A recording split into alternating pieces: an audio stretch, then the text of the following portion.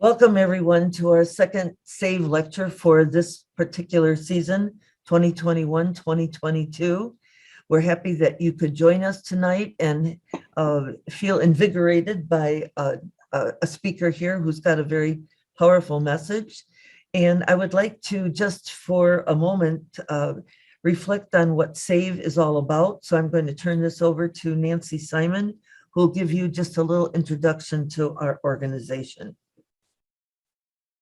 Okay, thank you, Sister Rosine. And yes, welcome everyone. We're so glad you could join us tonight. I'm just going to tell you a little bit about SAVE. SAVE is a 501c3 nonprofit organization founded in August 1990. Sister Rosine, our current president, is one of the 3 founding members. SAVE is a catalyst for change linking ecology, spirituality, and sustainability. We have 10 corporate sponsors, and they are the Baha'i Faith of Sylvania, Budget Blinds, Butterfly House, David Wright Financial Group, Holy Spirit Catholic Community, Lourdes University, Luberplate, Sophia Center, Sylvania Franciscan Village, and Wild Birds Unlimited. We are very grateful to our sponsors and their support. SAVE also provides educational environmental scholarships to students of all various ages and various programs. We publish a quarterly newsletter called Save Notes. We provide public bi-monthly lectures free of charge. Save also the board members, some of the board members do judge at the annual Northwest Ohio Science Fair Day at the University of Toledo. We collect and recycle cell phones, iPads, laptops, iPhones, and toner cartridges. And we honor individuals and organizations focused on environmental change. This generally happens at our banquet in May, except of course the past 2 years it's been virtual. But we do honor individuals, communities, organizations, and educational institutions. And we hope to have a person-to-person award ceremony in May this year. And we also sell fresh local maple syrup and honey. This is our main fundraiser. And this can be purchased at All Good Things, which is a wonderful gift shop on the campus of Lourdes University. And these make great gifts for the coming holidays. That's about it for now. Thank you so much. And I am going to turn it back to, I think, David or John. Oh my gosh. I don't know which. David? Sure. Is that, you're the one? Okay. Yep. I'm Dave Sobczak. I'm the treasurer of SAVE, and I am the individual fortunate enough to introduce our speaker tonight. I see a couple of new names on the roster list here, so thank you for joining us. George is the president and chief creative officer of the Creative Block, a full-service advertising firm he founded in 2016. He's a former banker and a leadership coach and has a master's in organizational leadership from Lourdes University and also serves on that board of directors. He has considerable experience in the area of nonprofit boards, and is also a part-time author and has written and published 2 books, which we will show on one of the slides. Away from work, he enjoys golf and reading, likes long weekends in Chicago and Northern Michigan, and posting smart alecky comments on social media. I don't know if we'll get any smart alecky comments tonight, but maybe we'll get lucky. The one book that he has written is called Franciscanomics, and it relates remarkable stories of people across the country who, amid widespread despair, quietly pitched in to assist those around them. Now, in the wake of the COVID-19 pandemic, new heroes are emerging and giving hope to others. In this presentation tonight, George Brimmer demonstrates that the spirit of Franciscanomics remains healthy during these troublesome times.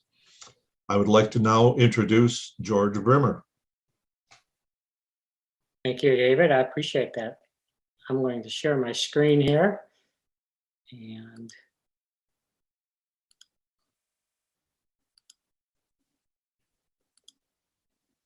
hopefully you will all be able to see that.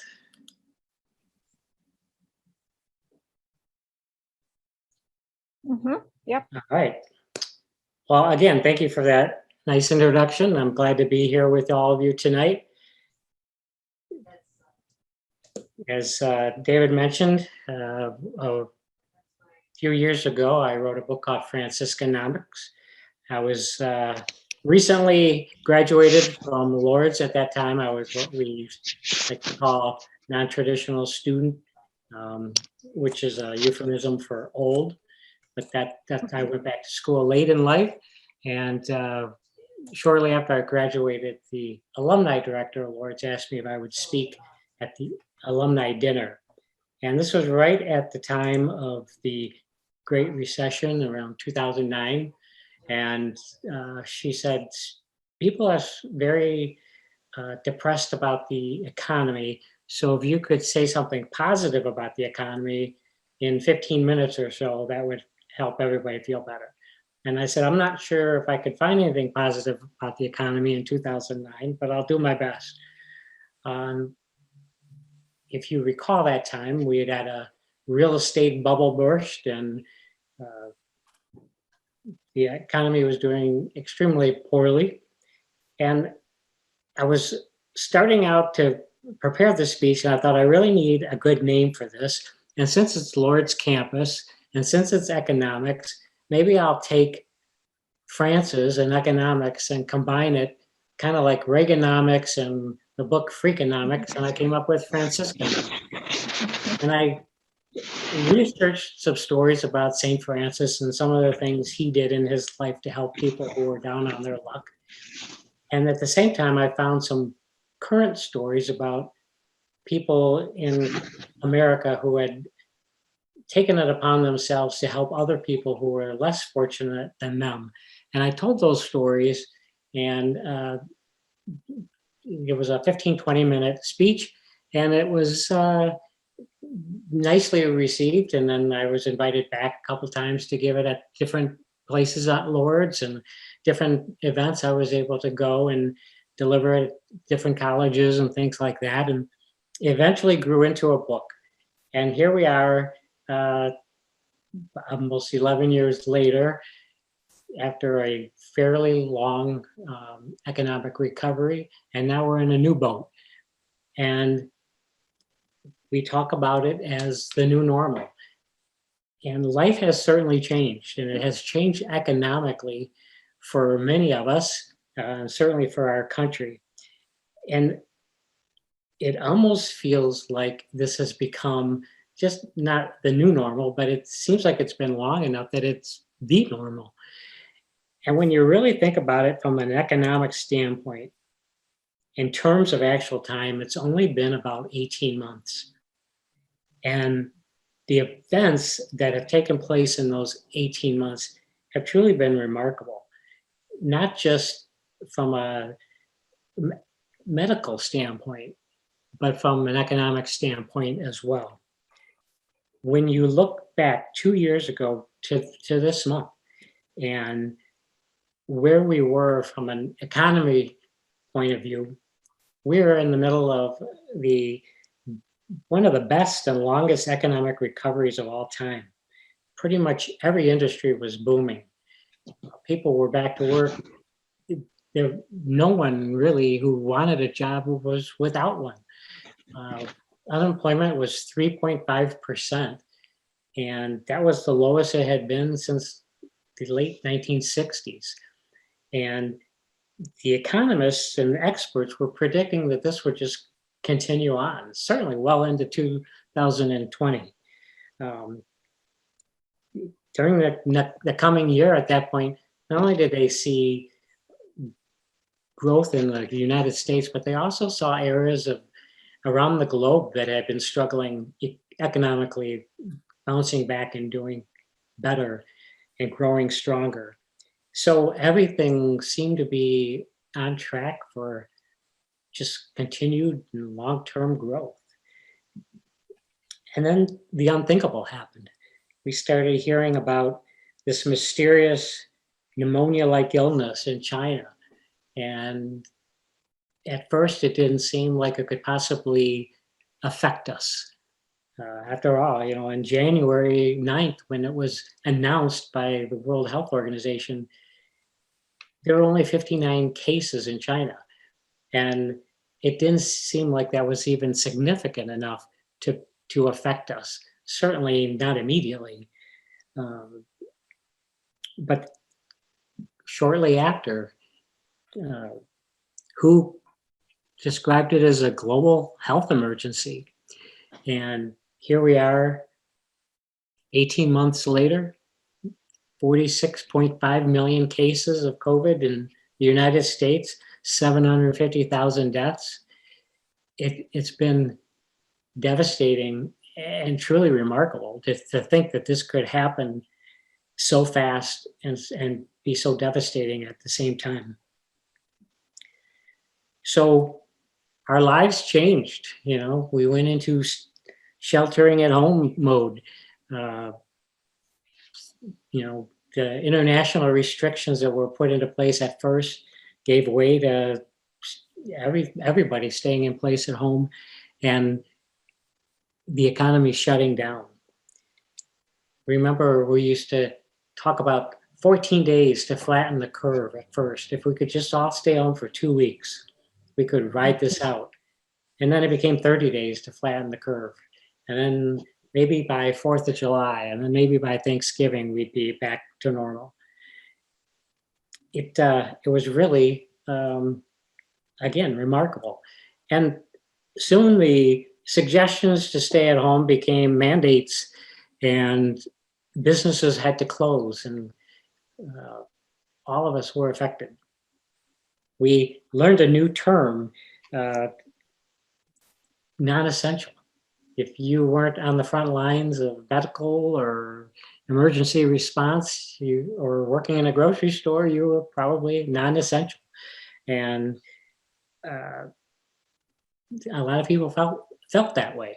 If you weren't among those, it changed your life to be home and not working and not doing something and not participating in your life and not seeing your families.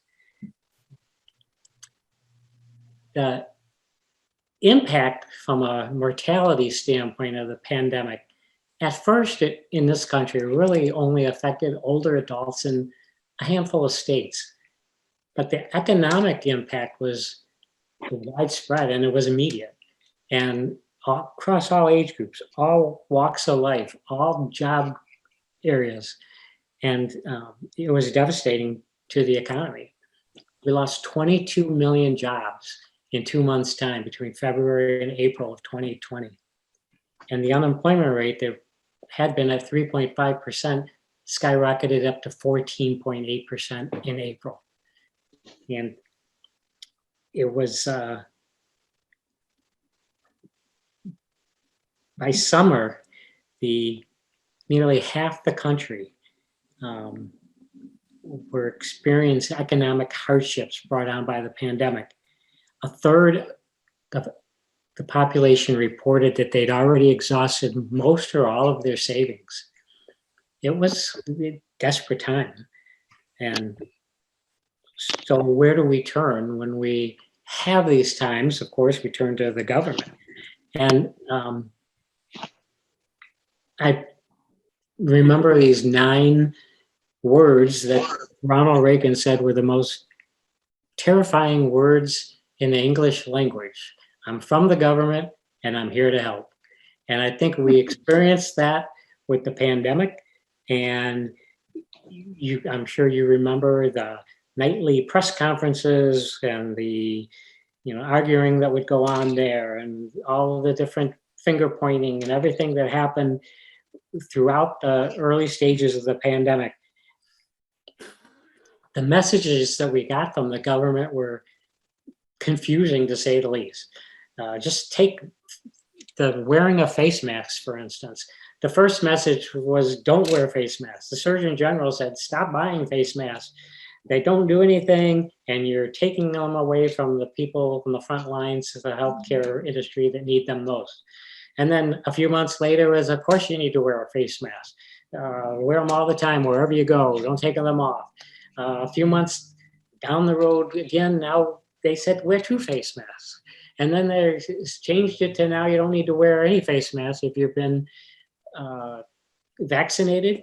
And now we have daily discussions in school boards around the country of whether to mandate them, not mandate them, wear them, don't wear them.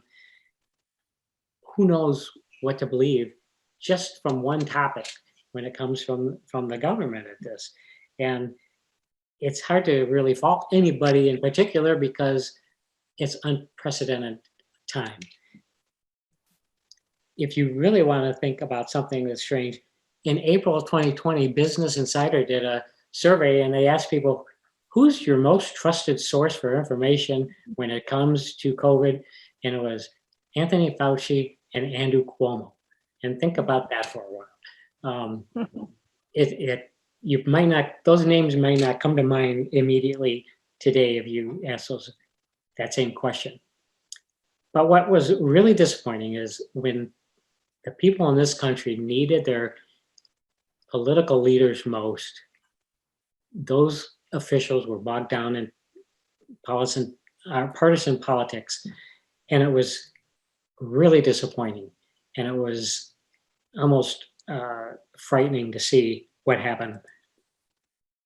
Education, I do not fault teachers. I do not fault individual educators who were struggling and doing everything they could to shift to remote teaching and all that. But when you look at the school boards and some of the school administrations and the infighting on whether to open, whether to close, whether to do remote learning, whether to have masks, it's been almost embarrassing for that industry. Even the teachers, and not only the teachers, but the parents have been involved in it. Fights at school board meetings and PTA meetings. It's been hard to watch. So where do we turn for solutions to what's going on? History will not be good to government, I think, when it looks back at this pandemic. And I think many people are going to remember the many missteps, deceptions, and the overreach. Some areas of government, most areas of government, really, and it's been disappointing, to say the least. So historically, when bad things happen, like pandemics or world wars or great recessions, oftentimes it's business that steps forward through innovation to create the solutions to the things that some of our elected officials can't seem to get accomplished. And let's look at how that has happened. Government is so busy finding fault and pointing blames, where business is more interested in finding solutions. And I want to just kind of point out a couple of places where that has happened in the last 18 months. In Ohio, during the shutdown of restaurants, 4,000 of our restaurants in Ohio failed to reopen when they were allowed to reopen. 20% of our restaurants failed, which meant they lost all those jobs. And many people whose livelihoods who had built those restaurants over lifetimes or generations, and they went away. And 600,000 people work in food service in the state alone, and nearly half of them lost their jobs during the pandemic. And that's just one industry.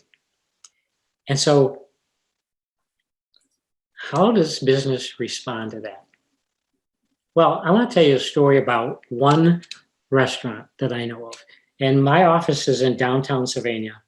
And I just happened to be across the street from a little pizza joint called J&G's Pizza. And if you're from the Sylvania area, you certainly know J&G's. It's just a small little place. They have excellent food. At 4 o'clock, they open every weekday.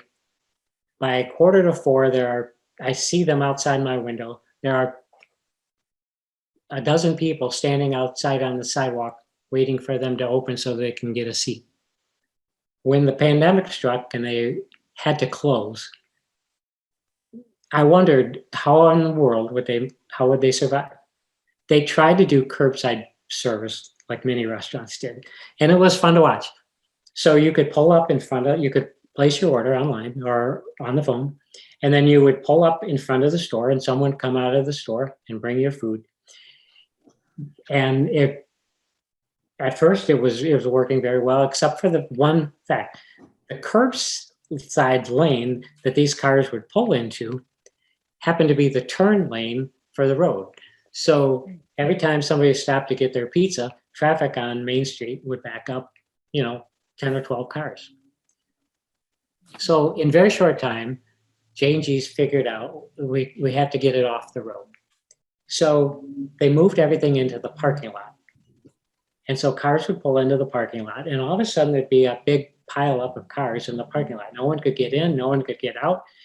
And so even if you got your pizza delivered to your car, you couldn't get it home because you're in a traffic jam. Well, they quickly came up with a new innovation. They took the parking spots in the parking lot, and on the fence in front of it, they put a phone number and a parking space number on every spot. And so then cars would pull in, they pull into the parking space, and they would see the phone number in front of them. They would call the restaurant and say, "I'm here to pick up my pizza. I'm in spot number 4. And 2 minutes later, out would come a worker with the pizza, go to spot number 4, hand you your food, and off they would go. It worked brilliantly. It was working so well. They had so much traffic that within a couple more days, they had to give all of the food workers safety vests to wear so that the cars in the parking lot wouldn't run into. And they survived the pandemic through making change after change until they perfected this to a T. And that's the kind of innovation that companies come up with when they're faced with situations like this. And this closing of restaurants happened across the country. In San Antonio, there's a restaurant called Max and Louie's New York Diner. And because of where they're located, they try to do curbside service, but they ran into many of the same issues J&G had. They were forced to lay off 90% of their staff. It looked like they would probably go out of business. It was a very difficult time for them. But in San Antonio and most of Texas, there's a grocery chain called H-E-B. And Texas, in the last number of years, has suffered from many catastrophes and crises through hurricanes, through a massive snowstorm a few years ago, and lots of other things that have caused shutdowns and panic buying and all of those types of things that we saw during the pandemic. So over the course of the last 10 years or so, H-E-B has been putting together a disaster plan just for this type of situation.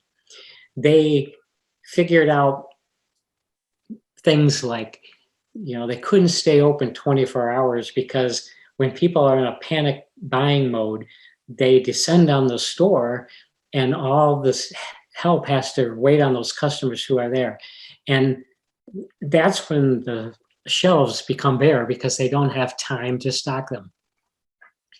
So it seems strange, but they realized they had to close for 3 or 4 hours a day just to give the staff time to stock the stores so that when people did come, the shelves would be full. They worked out supply chain logistics with different vendors. Some vendors were on the road with their trucks, other vendors were shut down and couldn't do it. And so they worked out which vendors could stop by and pick up their orders from other vendors on their way to deliver their own goods to the store.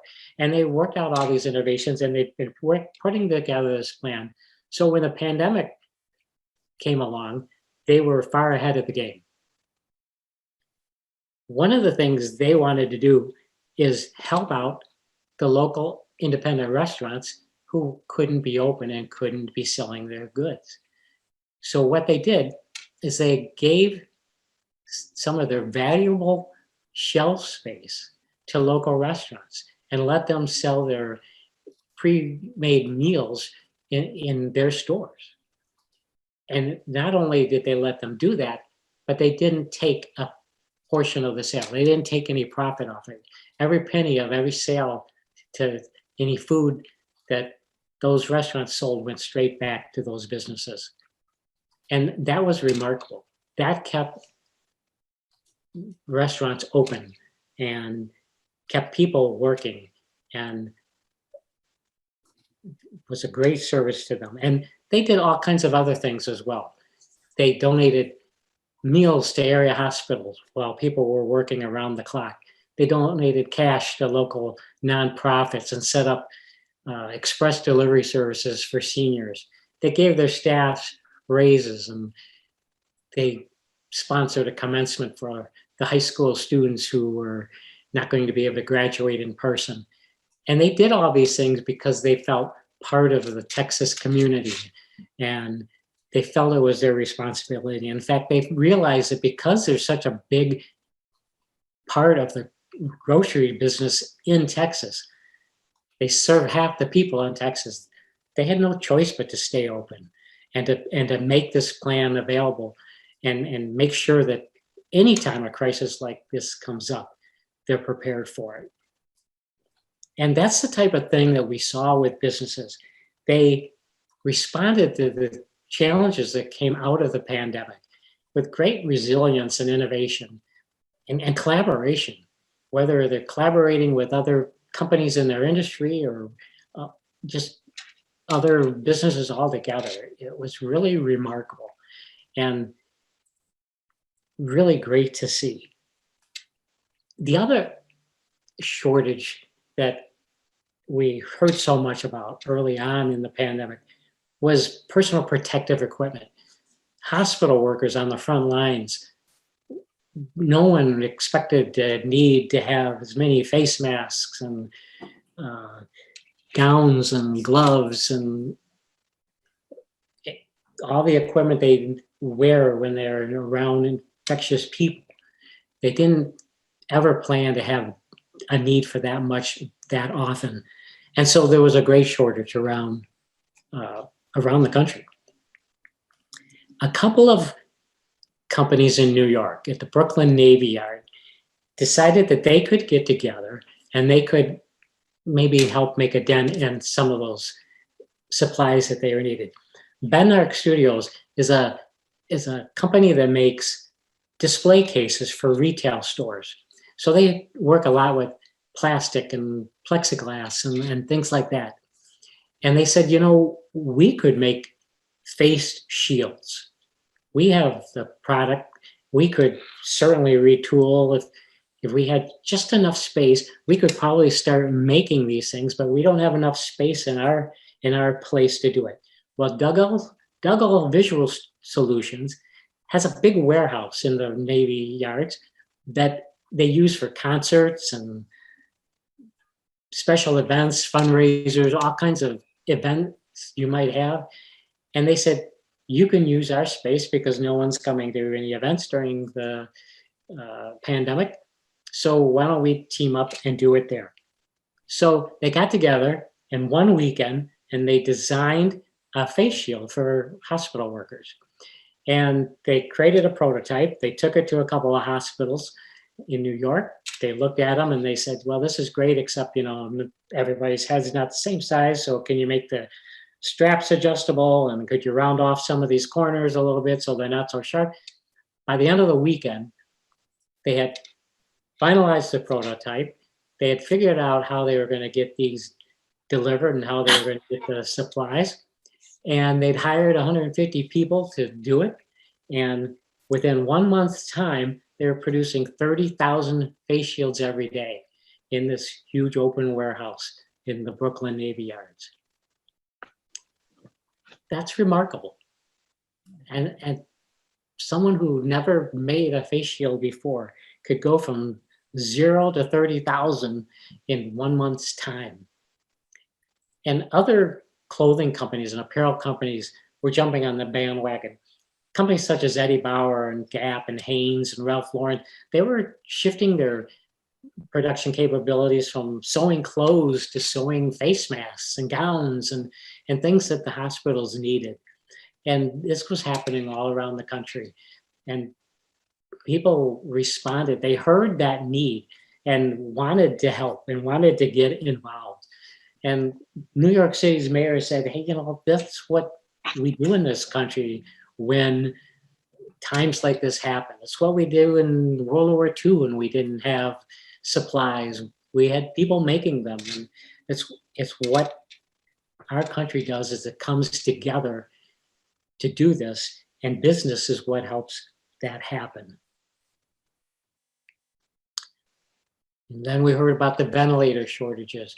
You remember early on in the pandemic, the people who were affected by COVID the most were older and had many pre-existing conditions. And so there wasn't any information about how to treat anybody at that time. There weren't any drugs available. And so oftentimes people would get so sick so quickly, they ended up on a ventilator. And of course, there weren't enough. Around the world, there was a shortage of 880,000 ventilators, nowhere near enough. And the capacity was simply not there to step up and produce more. And hospitals were being put in the horrible position of having to decide who gets a ventilator and who doesn't. Imagine having to make that decision. Imagine having to be in healthcare and tell a family that we don't have enough ventilators to put your loved one on. And that's what was happening in hospitals around the country. So the companies that could make ventilators, who had that expertise, they knew how to make them, and they could produce them, and they could produce working ventilators that would save lives, but they couldn't ramp up their production. But you know who could? The people who do mass production. And car companies do mass production, and GM and Ford and Tesla and other big manufacturers stepped forward and said, hey, let us help you mass produce these items. And GM is one example. They partnered with the ventilator company to teach them how to increase their supply chain and how to get inventory quickly, how to get things delivered, and how to hire people and a large scale basis and produce ventilators. And they produced 30,000 of them in just 154 days. And every box that went out, the people who were working, whether they came from Ventec, the company that made the ventilators, or if they came from GM, they were signing the boxes so that when the hospitals received them, they knew who packaged those ventilators in there.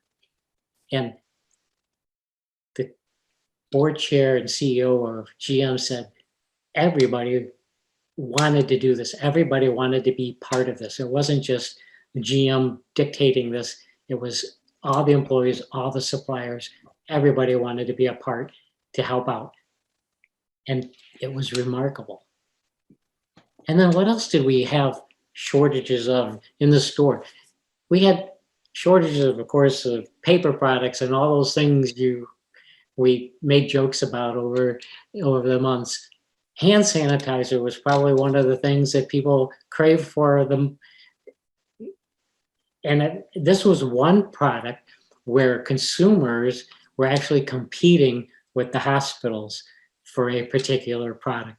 Everybody wanted hand sanitizer and there wasn't any to be had. So what do you use to make hand sanitizer? Well, you use alcohol. So if you can't get any alcohol, where do you go? You go to the alcohol companies.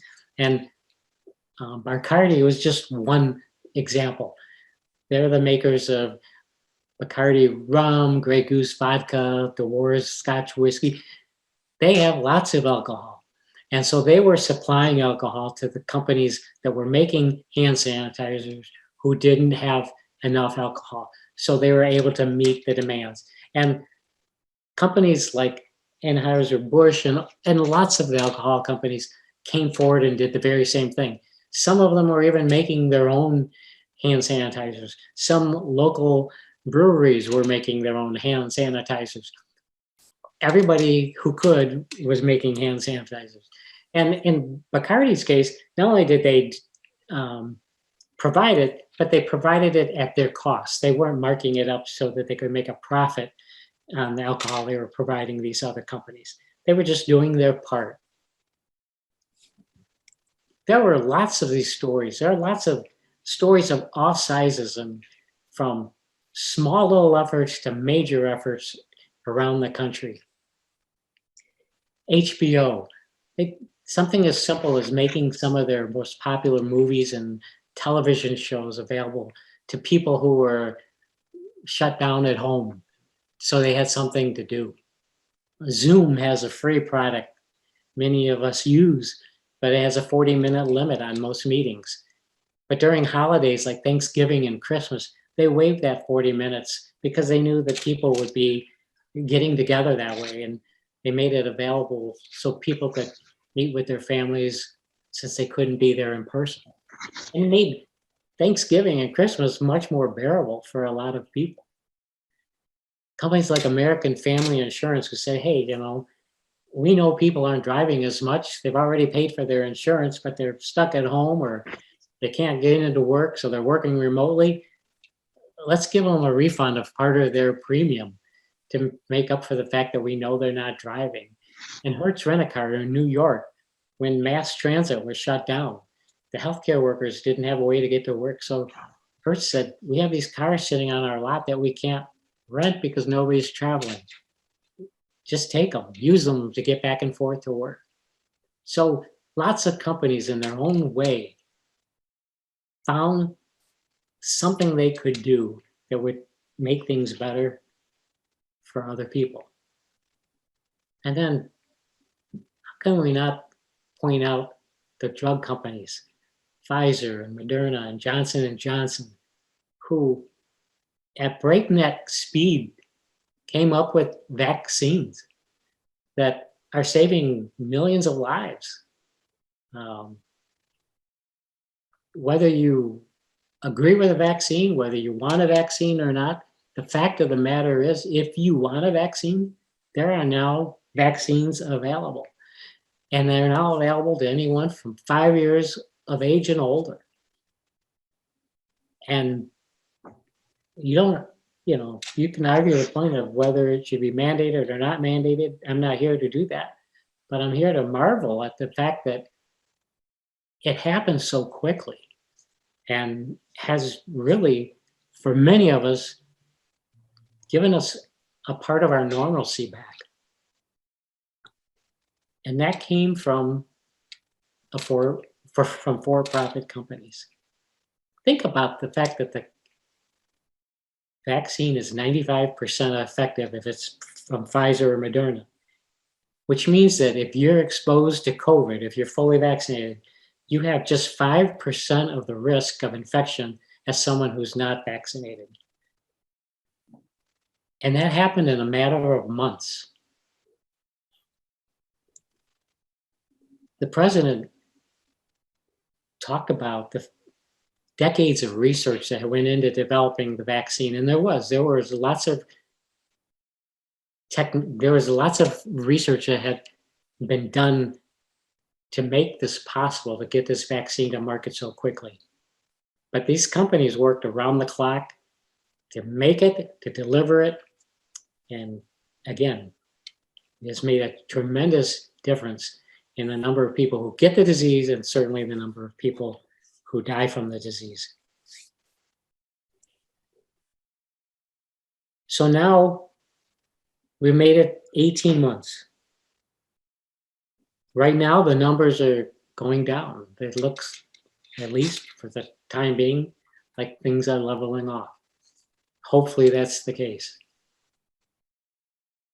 But what's the next normal?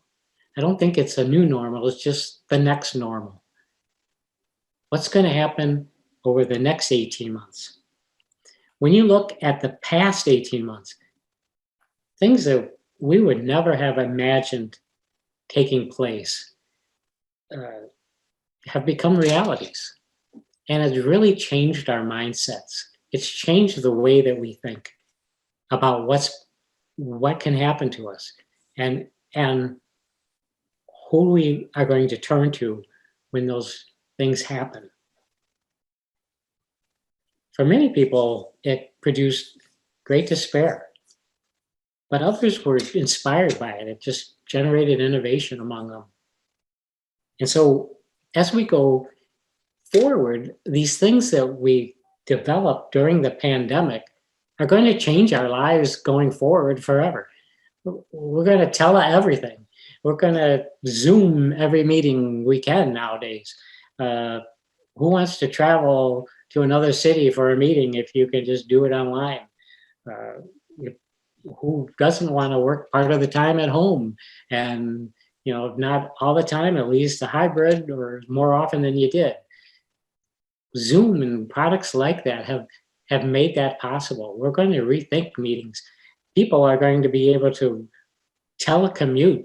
If you want to work in a large company, you don't necessarily have to relocate anymore because companies are just now used to having people work remotely. And they won't need these large office buildings as much anymore. So rather than have Amazon look around the country for the next big headquarters, maybe they open 20 small headquarters at different places around the country. Online shopping, much more prevalent now, much more convenient now. Not only are the systems online better, but the delivery is better. You can order on Amazon and get something delivered to you in some cases within 2 hours on the same day. I can't get a letter from across town in Toledo in less than 3, but I can get pants from Amazon in 2 hours. I guess that's good.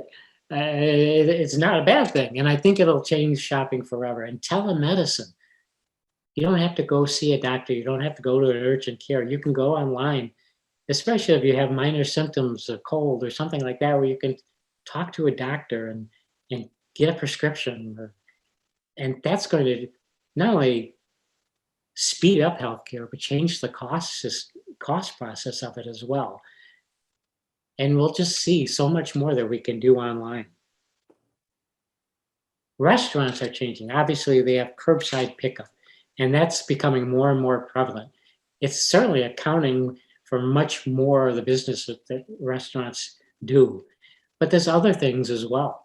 Something as simple as being able to use your phone and point it at a QR code on the table so you don't have to pick up a menu that 200 people touched before you got there. It's great for the restaurants too, because they can change their menus without having to reprint their menu and waste paper and things like that.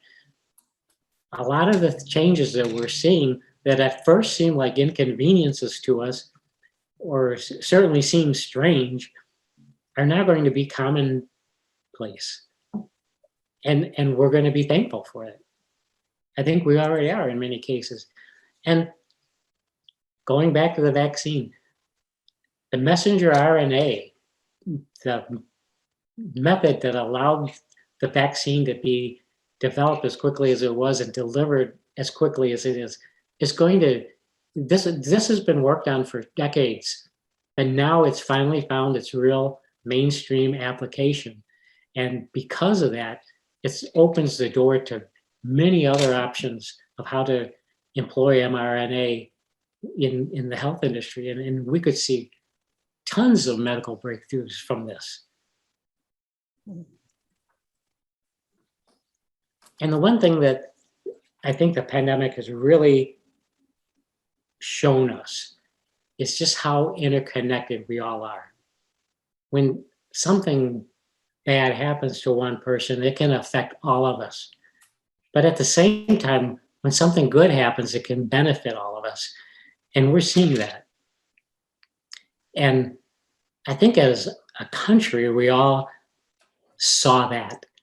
And we all saw the bad things that were happening. And I think that's why people in the workforce and businesses just came together and said, what can we do? We're gonna help.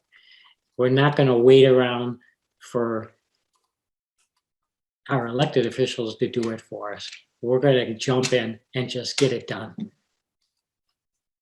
So what do the next 18 months hold for us? There's still lots of issues out there. The pandemic is certainly not over. We're going into the holidays when, we may or may not see another surge. I hope not. I know they are in European countries right now. Let's hope that we have enough vaccinated people, and we have, almost 75% of Americans have at least one vaccine shot. And let's hope that, we're at a point where the numbers will stay strong. But let's look at what the government is doing. The government right now is trying to pressure Pfizer, Moderna, and Johnson & Johnson to abandon their patents on the COVID vaccine. And the thought process is not horrible here. The thought process is, if you give up the trade or the patents and give away the technology, then more companies can manufacture the vaccine, and more people in more countries can have access to it. That's a noble cause. The government, however, thinks about dealing with issues like that through regulation or by mandates. And so they've gone to these companies who just 2 months ago, they were praising for their heroic efforts in developing the vaccine, and now telling them that they should give it away. And what the companies want, as most drug companies want, is to be compensated for their efforts. If this was simply between two businesses, the conversation would probably go, hey, what if you bought our patents? And instead of allowing us to sell this for a number of years to recoup our costs, we'll settle on a number. I mean, we're just past a $1.4 trillion infrastructure bill, and we've got other bills that are going to be multiple trillion coming down the pike. Can't you carve out a few $1 billion for your friends at Pfizer? And maybe that seems silly, but those are the conversations we never seem to have with government right now. But the businesses would look at it that way. 2 Ronald Reagan quotes in one presentation. I don't usually quote them, but I have them twice. Government is not the solution to our problem. He said, government is the problem. And in many cases, it is, especially when it is so caught up right now as it is in constant bickering between the two parties. And it's frustrating when there's so much work to be done. So as the new year comes along, we should look for businesses and look to businesses to continue solving many of these pandemic-related issues in the economy. supply chain disruptions, labor shortages, and we'll look to government to do that. But more likely, those will be solved by businesses stepping forward and at least helping that. It seems frustrating, but Deepak Chopra says, all great changes are preceded by chaos. And that's what we're talking about here. We have a devastating pandemic and we have great innovation. And that will continue to happen. And that's just our nature as, you know, a capitalistic country. And I anticipate that that will continue to happen in the coming days and coming months. And with that, let's get down to business.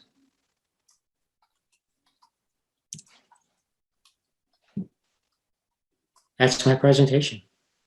We'll be happy to answer any questions.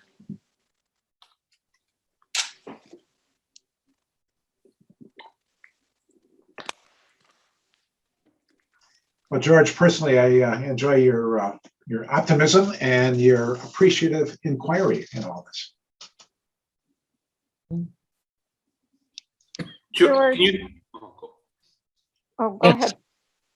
this is Greg. I have a question, but I didn't want to butt in on somebody else here. No, go ahead, Greg. Hi, George. Hi, Greg. How are you? This is pretty good use of a Tuesday night. This is pretty cool. Yeah.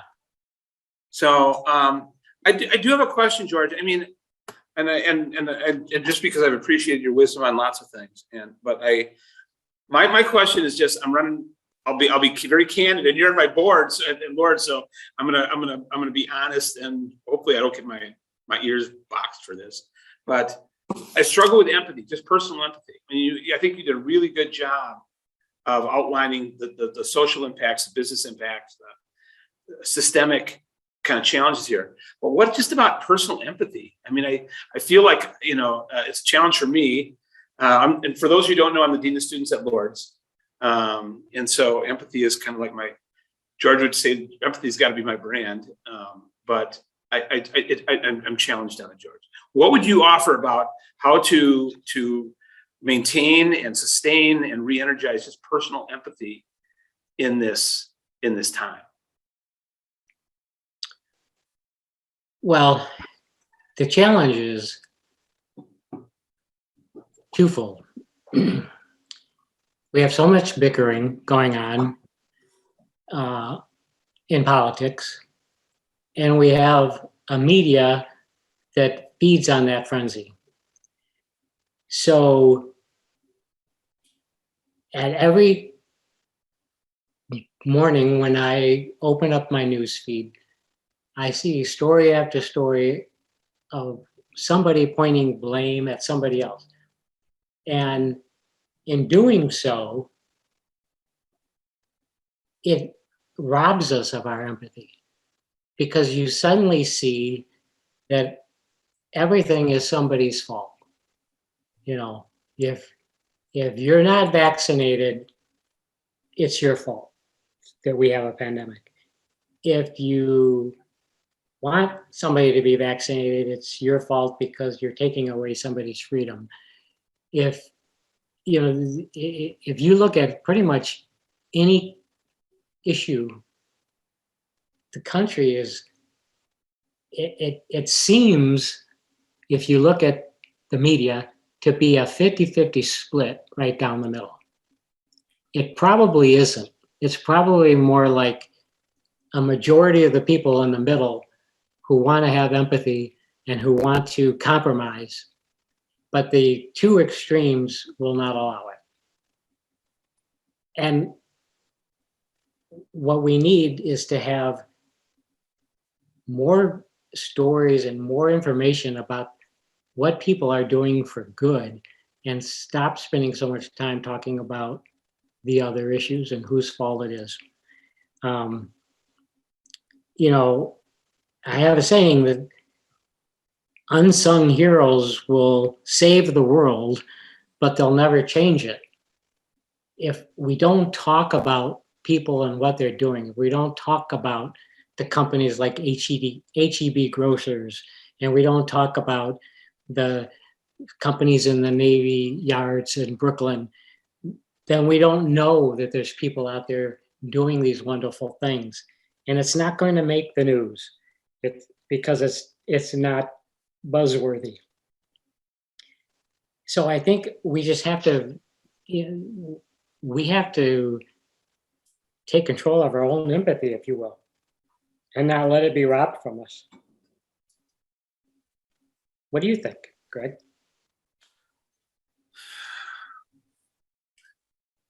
I'm trying to summon my better angels, George. That's what I'm trying to do. You know, it's so bad. I'm a Green Bay Packer fan, and right now I want him to trade Aaron Rodgers. That's how bad it is.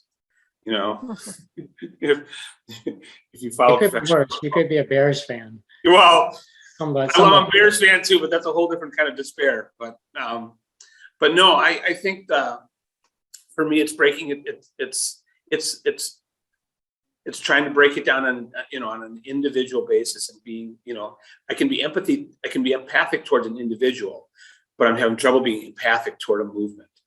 And, an anti-vaxxer or a denial or someone who is just, I'm trying to not use words like, I just about used it, trying to not use words like selfish and things like that, and there might be people who have genuine feelings about this, but I understand the bad outcome. So for me, my strategy is breaking it down, really down to the individual. I can like a person and not like the movement. That's how I'm feeling. I'm addressing it, but it's not easy. So I appreciate your wisdom. As always, I appreciate your wisdom. George, this discussion gets back to maybe my root historical analysis between two individuals, Thomas Aquinas, I think in the 15th century, and Thomas Hobbes in the 16th century in Great Britain. That Thomas Hobbes looked at the human population and came to the understanding that the human being has no moral compass. And because of that principle, that human beings need to have a king, and the king needs to pass laws, and the king has to have a strong executive in order to deal with human beings, to compel them to obey laws that they have no moral compass to. And Thomas Aquinas takes a radically different observation. Thomas Aquinas looks at human beings as having a soul, a centralized moral compass. And if properly educated, then the individual human being will do the responsible right thing. And that perhaps is a sign of God within them. And I'm thinking that much of this is the foundation of a lot of the disunity that is happening in the world. If I might offer, that's a really good example of why I shouldn't be listening to Aaron Rodgers or a movie star and be listening to somebody like Aquinas. I think you got to go back to where the thought is deep. So I appreciate that. Thank you.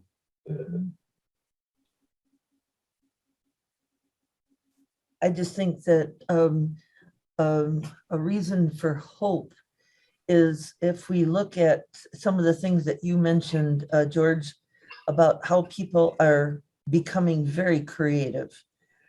I can see creativity in almost anything today. The commercials of how they are either uplifting and make you laugh. Some are stupid, but some are really cute that kind of breaks the tension of the pandemic that we're in. And then other companies are doing things with getting collaborators and pulling two companies together that probably would never be pulled together. And they're doing something really great. Sometimes I think we just have to look at those things and, and look at them with a different mind or different heart, so that we can see that, something is going on. The commercials on TV are not the same as they were 2 years ago. They were not the same as even a year ago. Things things that you read in the cartoons, things are being brought up there that kind of make you smile, but it's really true when you look at that and see how different groups are coming together. And although we have a terrible situation with everybody or many people getting sick and losing their jobs and everything, there is a way to hope that out of this chaos is going to come order. And we look at, this is the way our whole world has started, our whole planet, our whole universe. It was done it was made in very chaotic times. Took thousands of millions of years for things to cool down, etc. And then look what we have like on our planet. How much order, well, we do have chaos too, but how much order has come into making the planet that we have today. It is built into our system, and we need to work with that and to see and to challenge ourselves to do things differently. And I think it takes, one person at a time or one group at a time or something like that. So, rather than, all of a sudden looking at all the stuff that's going on and this pandemic that's in your head and people are getting sick and all that, I think this will give us a ray of hope. And your topic was a pandemic of hope. And it is, the pandemic is bringing hope, and we have to see it, tell people about it, and, continue to surface those ideas, and maybe people will start to see it then.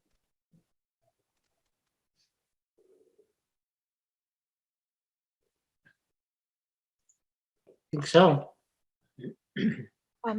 George, I have a question. When you were talking about the bickering, the political divide in Congress, and then how the businesses picked up on everything, I'm wondering do you see that happening at all with businesses and corporations maybe being the front runners with our environmental crisis too? In some cases, yes. There are companies that are definitely at the forefront of that for the reasons that they say they are. There are also companies that are finding ways to skirt it by, buying carbon credits from other companies or things like that. There are companies that do it because they believe in it and they want to make change. And there are companies that do it because the government mandates certain things, and they do what they have to do to meet those numbers. But I think, yes, I think the real changes in that are going to come from innovation of companies who can figure out and decide how to solve issues that other people cannot. Look at Tesla, for example. Tesla has done what none of the other auto companies have been able to do as far as electric cars. And, they are now a bigger car company than the next 9 car companies combined. Wow. And they've done that by creating a product that many of the other companies say people don't want. But they are growing and growing. So yes, I think companies like a Tesla or companies who have figured out how, instead of looking at it and say, well, we can't find batteries, we can't make batteries cheaply enough to drive a car, or we can't have cars if there aren't charging stations every so often. Tesla just said, thanks for pointing out the issues, we'll just solve those issues, and here's what we've done. And that's the kind of innovation that will drive companies in environmental issues, hopefully food insecurity issues, and all kinds of things, who will say, yes, we see the problems, we understand the problems, and rather than just shake our head and say, that's a government problem. We'll figure out a way to do it. And if we can make money in the process, fantastic. As long as the problem gets solved, that's good. You know, in this country, only 3% of people in this country drive an electric car. Mhm. And most of those are coming from Tesla. So, it amazes me when I hear some of the big three automakers who are saying we hope that by 2030 we'll be able to have a good percentage of our cars electric. Where will Tesla be by 2030? I mean, that's what I want to know. I think that same innovation will solve a number of crises. And I think this pandemic has rekindled an interest in innovation, because I think people have, maybe companies kind of got a little soft when it came to innovation over the last 11 years when the economy was doing so well. It was so easy to just ride the wave that they didn't have to necessarily innovate and come up with new things. And all of a sudden, the spark was just ignited with the pandemic, and you saw these companies come together and do things. And so I'm hoping that this is going to inspire them to continue onward and find new solutions to other challenges that we face. Definitely. It's so nice. It's so nice to hear your hope and your optimism. Mhm. We really need that right now. Mhm, mhm.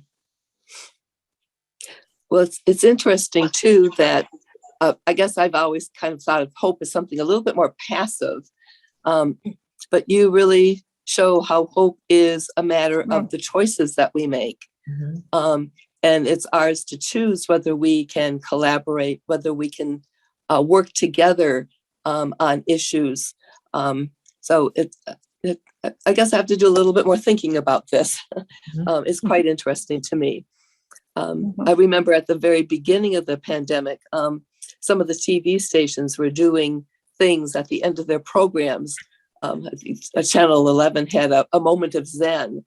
And what a very powerful experience that was, because it just changed people's focus for a bit from the the scary parts of what was happening, the fears and whatnot, and gave people something to cling to. In that sense, that comes with this idea of hope, of being able to really manage what's happening in our lives. I heard someone recently who said that, as long as a problem is a human caused problems, it's okay, because if it's human caused, it takes humans to take care of it. We are in control and we can do it. And I think that sense really comes across in what you were saying tonight. Thank you. Yes. The common denominator of all this is the behavior of the people, and the behavior being divinely inspired or otherwise. And it's nothing new. I remember a story that I heard back in the 1990s where Welch's, the grape juice and the jelly marketers, had their headquarters in Massachusetts, but they relied upon the vineyard owners in upstate New York for their supply of grapes. It got to a point where Welch's wanted to cut costs, and they were starting to develop the land and the area farms around their headquarters in Massachusetts, to the point where I think it was in 1990 or 1991, they pulled the plug out of the purchasing of the grapes in the upstate New York area, which introduced a tremendous economic problem. They had an abundance of grapes, but no market for it. And the story that I understand is that the area vineyards, the owners were not only going bankrupt, but a lot of them were committing suicide. At the same time, there was an executive that worked for a marketing firm in New York City that was tired of the rat race in New York City and decided to move him and his family to the New York area. And he was looking for a job. And of course, his expertise was marketing. Couldn't find one because of the depressed economy. His solution was to go on his own and be his own marketer. And he looked at the surpluses, which were the grapes of New York. And he was able to use the new internet marketing tools in order to discover new markets in Asia and in Japan at the time. And to the point where the vineyard owners were much more lucrative and they're dealing with foreign markets than they were with domestic markets, to the point where there was an international airport that was built in upstate New York just to handle the grapes shipping to Singapore, Tokyo, and in India. So again, it's the people that make the difference. Mhm. Mhm. Absolutely. I was looking at some of the things that occurred on television, that we never had before, like that pulling together videos. Anybody that had videos, it's almost like they like Family Video or whatever. But on Friday night there was this. I'm not into names, but the guy was always introducing, the different videos coming from different places. And then look at all the people who are singers and performers and how they performed a group together. I remember once here at Lord, we had a night where we had the gala and we had people from ballet and opera and symphony and whatever else pulled together. And people kept telling Mary Arquette, it's never going to work. It's never going to work to get these groups together, but I'll be darned. She got these groups together to do something, and it was a wonderful event. Well, the same thing's happening today with the all the singers and that came together. They wouldn't be producing together, but they made a couple nights that were, just fun nights or upbeat nights so that people could relax a little bit in spite of the pandemic. So when you said innovate, and collaborate, I think, and creativity, all those things there are so important in our world today, even more so than they were in the past. Because of diversity. Diversity, I know a lot of people don't like diversity, but I just feel it's the best way to go and you get the best out of people. And it's wonderful what we can produce.